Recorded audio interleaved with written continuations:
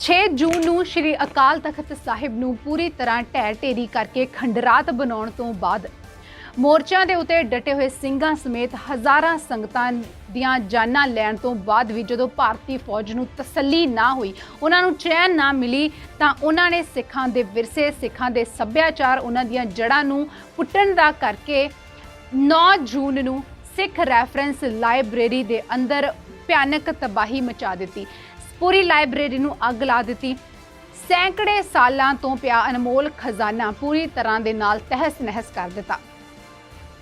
ਇਸ ਘੱਲੂਘਾਰੇ, ਇਸ ਤੀਜੇ ਘੱਲੂਘਾਰੇ ਜਾਂ ਇਸ ਹਮਲੇ ਦੀ ਇਹ ਇੱਕ ਹੋਰ ਇਤਿਹਾਸਕ ਸੱਚਾਈ ਹੈ ਕਿ ਇਸ ਸਾਕੇ ਦੇ ਦੌਰਾਨ ਜਿਹੜੇ ਪੁਰਾਤਨ ਚੀਜ਼ਾਂ ਪਈਆਂ ਸੀ, ਦੁਰਲੱਭ ਦਸਤਾਵੇਜ਼ ਸੀ, ਖਜ਼ਾਨਾ ਸੀ ਜਿਹੜਾ ਸਿੱਖਾਂ ਦਾ, ਸਿੱਖ ਗੁਰੂਆਂ ਦਾ, ਜਿਹਦੇ ਵਿੱਚ ਹੱਥ ਲਿਖਤ ਬਹੁਤ ਕੁਝ ਸੀਗਾ, ਉਸ ਨੂੰ ਇਸ ਸਾਕੇ ਦੇ ਦੌਰਾਨ ਭਾਰਤੀ ਫੌਜ ਨੇ ਜਿਹੜਾ ਕਿ ਲਾਇਬ੍ਰੇਰੀ, ਸਿੱਖ ਰੈਫਰੈਂਸ ਲਾਇਬ੍ਰੇਰੀ ਦੇ ਵਿੱਚ ਪਿਆ ਸੀਗਾ, ਸਾਰੇ ਜਦੋਂ ਉਹਨਾਂ ਨੂੰ ਪਤਾ ਲੱਗ ਗਿਆ ਕਿ ਸੰਤ ਪਿੰਡਰਾਂ ਵਾਲੇ ਸ਼ਹੀਦ ਹੋ ਚੁੱਕੇ ਨੇ, ਉਹਨਾਂ ਦੀ ਲਾਸ਼ ਉਹਨਾਂ ਨੂੰ ਮਿਲ ਚੁੱਕੀ, ਬਾਕੀ ਸਿੰਘ ਵੀ ਅਕਾਲ ਤਖਤ ਸਾਹਿਬ ਦੇ ਅੰਦਰ ਜਾ ਕੇ ਵੀ ਉਹਨਾਂ ਨੇ ਦੇਖ ਲਿਆ, ਤੇ ਫਿਰ ਵੀ ਉਹਨਾਂ ਨੇ 9 ਜੂਨ ਨੂੰ ਸਿੱਖ ਰੈਫਰੈਂਸ ਲਾਇਬ੍ਰੇਰੀ ਨੂੰ ਸਾੜਿਆ। ਲਾਇਬ੍ਰੇਰੀ ਨੂੰ ਅੱਗ ਲਗਾ ਦਿੱਤੀ ਗਈ ਤੇ ਬਾਕੀ ਜਿੰਨਾ ਸਮਾਨ ਜੇਕਰ ਬਚਿਆ ਸੀ ਤਾਂ ਉਹ ਬੋਰੇ, ਵੱਡੇ ਵੱਡੇ ਬੋਰੇ ਭਰ ਕੇ ਭਾਰਤੀ ਫੌਜ ਆਪਣੇ ਨਾਲ ਲੈ ਗਈ।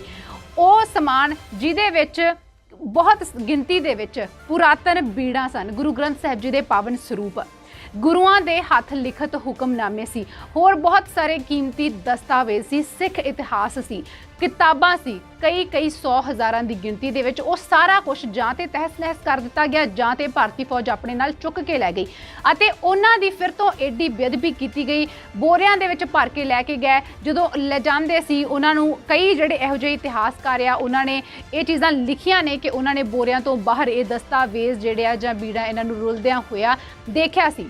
ਇਹ ਕਹਿ ਸਕਦੇ ਹਾਂ ਕਿ ਅਦੁੱਤੀ ਤੇ ਪੁਰਾਤਨ ਇਤਿਹਾਸਿਕ ਸਿੱਖ ਰੈਫਰੈਂਸ ਲਾਇਬ੍ਰੇਰੀ ਤਾਂ ਫੌਜ ਨੇ ਉਦੋਂ ਹੀ ਪੂਰੀ ਤਰ੍ਹਾਂ ਸਮੁੱਚੇ ਰੂਪ ਦੇ ਵਿੱਚ ਤਬਾਹ ਕਰ ਦਿੱਤੀ ਸੀ। ਪ੍ਰਿੰਸੀਪਲ ਸਤਬੀਰ ਸਿੰਘ ਦੀ ਜ਼ੁਬਾਨੀ ਉਹਨਾਂ ਦੇ ਅੱਖੀਂ ਡਿੱਠਾ ਹਾਲ ਜਿਹੜਾ ਉਹਨਾਂ ਨੇ ਬਿਆਨ ਕੀਤਾ, ਜੇਕਰ ਉਸ ਦੀ ਮੰਨੀਏ, ਉਹਦੀ ਜਾਣਕਾਰੀ ਤੁਹਾਨੂੰ ਦਈਏ ਤਾਂ ਜਦੋਂ ਉਹ ਇਸ ਹਮਲੇ ਤੋਂ ਕੁਝ ਦਿਨ ਬਾਅਦ ਦਰਬਾਰ ਸਾਹਿਬ ਵਿਖੇ ਗਏ, ਨਤਮਸਤਕ ਹੋਣ ਵਾਸਤੇ ਗਏ, ਜਦੋਂ ਕਿ ਸਾਰੀਆਂ ਇਮਾਰਤਾਂ ਨੂੰ ਸਾਫ਼ ਕਰ ਦਿੱਤਾ ਗਿਆ ਸੀ, ਫਰਸ਼ ਧੋ ਦਿੱਤਾ ਗਿਆ ਸੀ ਤਾਂ ਕਿ ਹੁਣ ਸੰਗਤਾਂ ਆਉਣ ਤਾਂ ਉਹਨਾਂ ਦੇ ਅੰਦਰਲਾ ਰੋਹ ਜਿਹੜਾ ਉਹ ਭੜਕ ਨਾ ਉੱਠੇ ਕਿ ਉਹਨਾਂ ਨੇ ਸਾਡੇ ਕੌਮੀ ਸਥਾਨ ਦਾ ਕੀ ਹਸ਼ਰ ਕੀਤਾ ਹੈ। ਉਹ ਜਦੋਂ ਗਏ, ਉਹਨਾਂ ਨੇ ਮੱਥਾ ਟੇਕਿਆ ਤਾਂ ਜਿਹੜੀ ਚਰਨ ਧੂੜ ਸੀ ਉਹ ਆਪਣੇ ਮੱਥੇ ਤੇ ਲਾਉਣੀ ਚਾਹੀ, ਜਦੋਂ ਲਾਈ ਤਾਂ ਮੱਥੇ ਦੇ ਉੱਤੇ ਲਹੂ ਦਾ ਟਿੱਕਾ ਲੱਗ ਗਿਆ। ਭਾਵੇਂ ਕਿ ਫਰਸ਼ ਧੋ ਦਿੱਤੇ ਗਏ ਸੀ, ਲਹੂ ਉਹਨਾਂ ਨੇ ਆਪਣੇ ਵੱਲੋਂ ਸਾਫ਼ ਕਰ ਦਿੱਤਾ ਸੀ, ਪਰ ਉਹ ਜਿਹੜੀਆਂ ਝਰੀਟਾਂ ਹੁੰਦੀਆਂ ਨੇ ਫਰਸ਼ਾਂ ਦੀਆਂ, ਉਹਨਾਂ ਦੇ ਵਿੱਚ ਹਜੇ ਵੀ ਲਹੂ ਫਸਿਆ ਹੋਇਆ ਸੀ। ਇਹ ਜਿਹੜੇ ਜ਼ਖਮ ਦਿੱਤੇ ਸੀ, ਇਹ ਜਿਹੜਾ ਲਹੂ ਸੀ, ਇਸ ਦੀ ਪੂਰੀ ਤਰ੍ਹਾਂ ਹਜੇ ਵੀ ਸਫਾਈ ਨਹੀਂ ਸੀ ਹੋ ਸਕੀ। ਉਸ ਤੋਂ ਬਾਅਦ ਉਹਨਾਂ ਨੇ ਜਦੋਂ ਉੱਥੇ ਅਲਮਾਰੀਆਂ ਦੀ ਦੁਰਦਸ਼ਾ ਹੋਈ ਪਈ ਦੇਖੀ ਤਾਂ ਸਾਰਾ ਜਿਹੜਾ ਕੀਮਤੀ ਖਜ਼ਾਨਾ ਸੀਗਾ ਉਹ ਖੁਰਦ-ਬੁਰਦ ਹੋਇਆ ਪਿਆ ਸੀ, ਤਹਿਸ ਨਹਿਸ ਕੀਤਾ ਪਿਆ ਸੀ। ਭਾਰਤੀ ਫੌਜ ਜਿਹੜੀ ਹੈ, ਇਹਨਾਂ ਹਿੰਦੁਸਤਾਨ ਦੇ ਹਥਿਆਰਿਆਂ ਨੇ 22,000 ਦੇ ਕਰੀਬ ਕੀਮਤੀ ਪੁਸਤਕਾਂ ਸੀ ਸਿੱਖ ਰੈਫਰੈਂਸ ਲਾਇਬ੍ਰੇਰੀ ਦੇ ਵਿੱਚ, ਉਹਨਾਂ ਦੇ ਵਿੱਚੋਂ ਇੱਕ ਵੀ ਇਹਨਾਂ ਹਥਿਆਰਿਆਂ ਨੇ ਨਹੀਂ ਸੀ ਛੱਡੀ। ਕੋਈ ਵੀ ਕਿਤਾਬ ਜਿਹੜੀ ਸੀ, ਕੋਈ ਵੀ ਦਸਤਾਵੇਜ਼ ਸੀ, ਭਾਰਤੀ ਫੌਜ ਦੇ ਆਤਾਬ ਤੋਂ ਨਹੀਂ ਸੀ ਬਚਿਆ। ਉਹ ਲਿਖਦੇ ਨੇ ਕਿ 2200 ਦੇ ਕਰੀਬ ਤਾਂ ਕਿਤਾਬਾਂ, ਹੁਕਮਨਾਮੇ, ਦੁਰਲੱਭ ਸਾਹਿਤ, ਪੁਰਾਤਨ ਰਿਕਾਰਡ, ਅਖਬਾਰਾਂ, ਇਹ ਸਭ ਕੁਝ ਭਾਰਤੀ ਫੌਜ ਦੇ ਵੱਲੋਂ ਬਾਰੂਦ ਦੇ ਨਾਲ ਉਡਾ ਦਿੱਤਾ ਗਿਆ ਸੀ ਕਿ ਸਿੱਖਾਂ ਦਾ ਇਤਿਹਾਸ ਦਾ ਵੀ ਨਾਮੋ ਨਿਸ਼ਾਨ ਮਿਟਾ ਦਿੱਤਾ ਜਾਵੇ। ਇਹਨਾਂ ਕਿਤਾਬਾਂ ਦੇ ਵਿੱਚ ਇਤਿਹਾਸਿਕ ਜਾਣਕਾਰੀ ਜਿਹੜੀ ਸੀ ਉਹਨਾਂ ਤੋਂ ਵੀ ਸਿੱਖਾਂ ਨੂੰ ਦੂਰ ਕਰ ਦਿੱਤਾ ਜਾਵੇ। ਅਜਾਇਬ ਘਰ ਦੀ ਹਰ ਇੱਕ ਦੀਵਾਰ ਗੋਲੀਆਂ ਦੇ ਨਾਲ ਛਲਣੀ ਕੀਤੀ ਹੋਈ ਸੀ। 132 ਕੀਮਤੀ ਚਿੱਤਰ ਉਹ ਵੀ ਗੋਲੀਆਂ ਦੇ ਨਾਲ ਛਲਣੀ ਕਰ ਸੁੱਟੇ ਸੀ ਭਾਰਤੀ ਫੌਜ ਨੇ।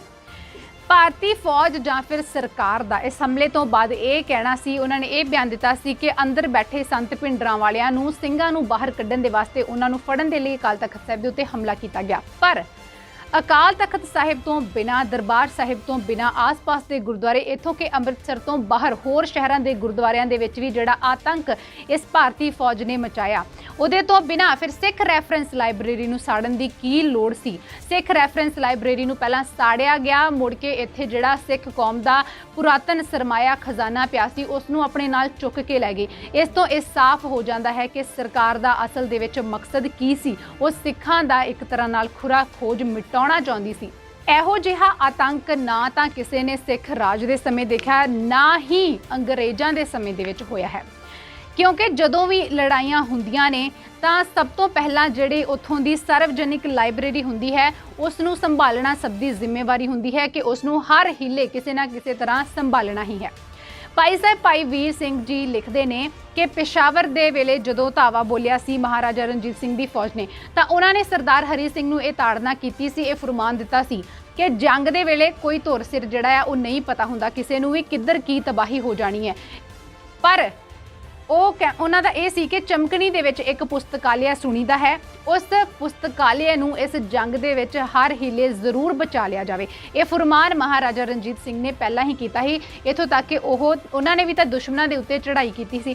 ਵੱਡੀਆਂ ਜੰਗਾਂ ਦੇ ਵਿੱਚ ਲਾਇਬ੍ਰੇਰੀ ਜਾਂ ਫਿਰ ਦੁਸ਼ਮਣਾਂ ਦਾ ਵੀ ਜਿਹੜਾ ਕੀਮਤੀ ਸਾਹਿਤ ਹੁੰਦਾ ਹੈ ਉਸ ਨੂੰ ਬਚਾਉਣ ਦੀ ਜ਼ਿੰਮੇਵਾਰੀ ਹੁੰਦੀ ਹੈ। ਪਰ ਇਸ ਜੰਗ ਦੇ ਵਿੱਚ ਪੰਜਾਬ ਤੇ ਹਿੰਦੁਸਤਾਨ ਦੀ ਜੰਗ ਦੇ ਵਿੱਚ ਸਾਰੇ ਕਾਨੂੰਨ ਜਿਹੜੇ ਸੀ, ਸਾਰੇ ਅਸੂਲ ਸੀ, ਉਹ ਭਾਰਤੀ ਫੌਜ ਦੇ ਵੱਲੋਂ ਹਿੰਦੁਸਤਾਨ ਦੀ ਸਰਕਾਰ ਦੇ ਵੱਲੋਂ ਤੋੜ ਦਿੱਤੇ ਗਏ ਸੀ। ਚੈਕੋਸਲੋਵਾਕੀਆ ਦਾ ਮਹਾਨ ਨਾਵਲਕਾਰ ਮਿਲਾਨ ਕੁੰਦਰਾ ਇਸ ਕੁਕਰਮ ਦੀ ਵਿਆਖਿਆ ਕੁਝ ਇਸ ਤਰ੍ਹਾਂ ਕਰਦਾ ਹੈ ਕਿ ਇੱਕ ਕੌਮ ਨੂੰ ਨਸ਼ਟ ਕਰਨਾ ਹੋਵੇ ਤਾਂ ਸਭ ਤੋਂ ਪਹਿਲਾ ਕਦਮ ਹੈ ਕਿ ਉਸ ਦੀ ਯਾਦਾਸ਼ਤ ਨੂੰ ਮੇਟ ਦਿੱਤਾ ਜਾਵੇ। ਉਹਨਾਂ ਦੀਆਂ ਕਿਤਾਬਾਂ, ਉਹਨਾਂ ਦੇ ਸੱਭਿਆਚਾਰ, ਉਹਨਾਂ ਦੇ ਇਤਿਹਾਸ ਨੂੰ ਖਤਮ ਕਰ ਦਿੱਤਾ ਜਾਵੇ। ਉਹਦੇ ਤੋਂ ਬਾਅਦ ਇੱਕ ਨਵਾਂ ਇਤਿਹਾਸ, ਇੱਕ ਨਵਾਂ ਸੱਭਿਆਚਾਰ ਘੜਿਆ ਜਾਵੇ, ਉਸ ਨਵੇਂ ਸੱਭਿਆਚਾਰ ਨੂੰ ਰਚ ਦਿੱਤਾ ਜਾਵੇ। ਉਹਦੀਆਂ ਕਿਤਾਬਾਂ ਜਿਹੜੀਆਂ ਹੈ ਉਹ ਬਣਾਈਆਂ ਜਾਣ ਤੇ ਵੰਡੀਆਂ ਜਾਣ। ਇਸ ਤਰ੍ਹਾਂ ਹੌਲੀ ਕਰਕੇ ਉਹ ਕੌਮ ਦੀਆਂ ਅਗਲੀਆਂ ਪੀੜ੍ਹੀਆਂ ਭੁੱਲ ਜਾਣਗੀਆਂ ਕਿ ਉਹਨਾਂ ਦਾ ਅਸਲ ਦੇ ਵਿੱਚ ਸੱਭਿਆਚਾਰ ਜਾਂ ਅਸਲ ਦੇ ਵਿੱਚ ਵਿਰਸਾ ਕੀ ਹੈ ਅਤੇ ਕੀ ਸੀ। ਉਹੀ ਕੁਝ ਸਿੱਖ ਕੌਮ ਦੇ ਨਾਲ ਇਸ ਹਿੰਦੁਸਤਾਨ ਦੀ ਸਰਕਾਰ ਦੇ ਵੱਲੋਂ, ਭਾਰਤੀ ਫੌਜ ਦੇ ਵੱਲੋਂ ਕੀਤਾ ਗਿਆ। ਇਸ ਸਭ ਤੋਂ ਬਿਨਾਂ ਦਰਬਾਰ ਸਾਹਿਬ ਦੇ ਅੰਦਰ ਇੱਕ ਪਾਵਨ ਸਰੂਪ ਗੁਰੂ ਗ੍ਰੰਥ ਸਾਹਿਬ ਜੀ ਦਾ ਜਿਸ ਦਾ ਪ੍ਰਕਾਸ਼ ਕੀਤਾ ਹੋਇਆ ਸੀ, ਇੱਕ ਗੋਲੀ ਉਸ ਦੇ ਵਿੱਚ ਵੱਜੀ ਅਤੇ ਸੁਖਮਨੀ ਸਾਹਿਬ ਦੇ ਅੰਗਾਂ ਨੂੰ ਚੀਰ ਕੇ ਫਿਰ ਉਹ ਠੰਡੀ ਹੋਈ। ਉਹਦੇ ਤੋਂ ਬਿਨਾਂ ਮਹਾਰਾਜਾ ਰਣਜੀਤ ਸਿੰਘ ਦੇ ਵੱਲੋਂ ਇੱਕ ਬੇਸ਼ਕੀਮਤੀ ਚਾਨਣੀ ਭੇਂਟ ਕੀਤੀ ਸੀ ਜਿਹੜੀ ਦੀ ਕੀਮਤ ਉਸ ਵੇਲੇ 80 ਲੱਖ ਰੁਪਏ ਬਣਦੀ ਸੀ ਤੇ ਉਹ ਦਰਬਾਰ ਸਾਹਿਬ ਦੇ ਤੋਸ਼ਾਖਾਨੇ ਵਿੱਚ ਪਈ ਸੀ 84 ਦੇ ਵੇਲੇ ਵੀ। ਜਦੋਂ ਤੋਪਾਂ ਦੇ ਨਾਲ ਗੋਲੇ ਚੱਲਦੇ ਸੀ ਤਾਂ ਤੋਸ਼ਾਖਾਨੇ ਦੀ ਇੱਕ ਦੀਵਾਰ ਦੇ ਵਿੱਚ ਗੋਲਾ ਵੱਜਿਆ, ਮਗੋਰਾ ਹੋਇਆ ਤਾਂ ਉਹ ਗੋਲਾ ਸਿੱਧਾ ਜਾ ਕੇ ਚਾਨਣੀ ਦੇ ਵਿੱਚ ਵੱਜਿਆ ਸੀ ਜਿਹਦੇ ਨਾਲ ਉਹ ਕੀਮਤੀ ਚਾਨਣੀ ਸੜ ਕੇ ਸੁਆਹ ਹੋ ਗਈ। ਉਸ ਤੋਂ ਬਿਨਾਂ ਬਹੁਤ ਸਾਰੇ ਜਿਹੜੇ ਇਹ ਹਮਲਾ ਹੋਇਆ ਆ, ਗੋਲੀਆਂ ਗੋਲੇ ਚੱਲੇ ਨੇ, ਇਹਦੇ ਨਾਲ ਅਰਬਾਂ ਖਰਬਾਂ ਦਾ ਜਿਹੜਾ ਖਜ਼ਾਨਾ ਤੋਸ਼ਾਖਾਨੇ ਦੇ ਵਿੱਚ ਪਿਆ ਸੀ ਉਹ ਲੋਹੇ ਦੇ ਮਜ਼ਬੂਤ ਦਰਵਾਜ਼ੇ ਹੋਣ ਦਾ ਕਰਕੇ ਬਚ ਤਾਂ ਗਿਆ ਪਰ ਉਹ ਧੁਆਂਖਿਆ ਜ਼ਰੂਰ ਗਿਆ। ਗੋਲਿਆਂ ਦੀ ਧਮਕ ਦੇ ਨਾਲ ਦਰਬਾਰ ਸਾਹਿਬ ਵਿਖੇ ਪਈ ਇੱਕ ਜਿਹੜੀ ਸ਼ਹੀਦੀ ਬੀੜ ਜਿਸ ਨੂੰ ਕਿਹਾ ਜਾਂਦਾ ਹੈ ਉਹ ਭੁੰਜੇ ਜ਼ਮੀਨ ਦੇ ਉੱਤੇ ਡਿੱਗ ਗਈ ਸੀ। ਇਸ ਬੀੜ ਨੂੰ ਸ਼ਹੀਦੀ ਬੀੜ ਕਿਹਾ ਜਾਂਦਾ ਹੈ ਕਿਉਂਕਿ ਇਸ ਨੇ ਪਹਿਲਾਂ ਕਦੇ ਨਨਕਾਣਾ ਸਾਹਿਬ ਦੇ ਸਾਕੇ ਨੂੰ ਦੇਖਿਆ ਤੇ ਉਸ ਤੋਂ ਬਾਅਦ 84 ਦੇ ਵੇਲੇ ਦਰਬਾਰ ਸਾਹਿਬ ਦੇ ਉੱਤੇ ਚੜ੍ਹ ਕੇ ਆਈ ਭਾਰਤੀ ਫੌਜ ਦੇ ਕਹਿਰ ਨੂੰ ਅੱਖੀਂ ਤੱਕਿਆ।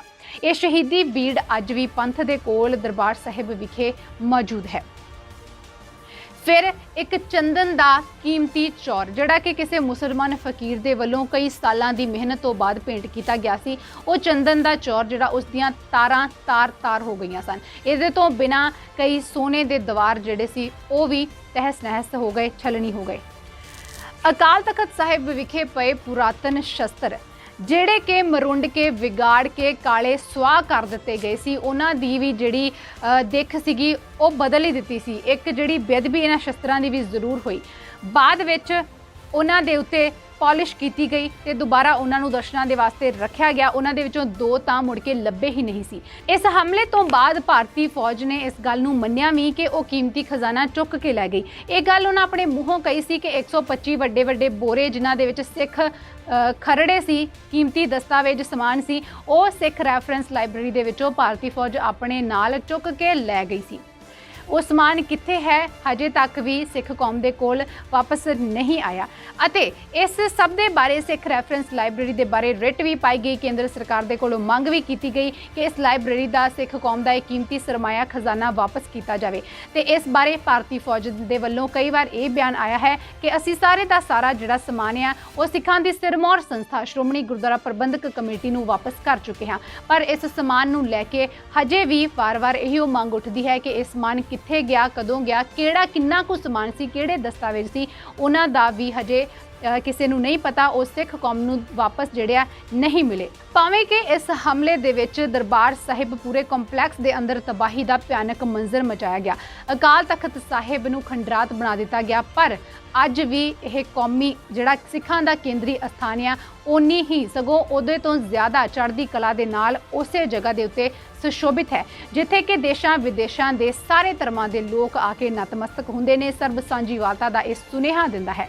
प्रिंसिपल सतबीर सिंह ने इस बाबत क्या खूब लिखा है, हमने बना लिया है नया फिर से आशियां, जाओ ये बात फिर से किसी तूफान से कहो।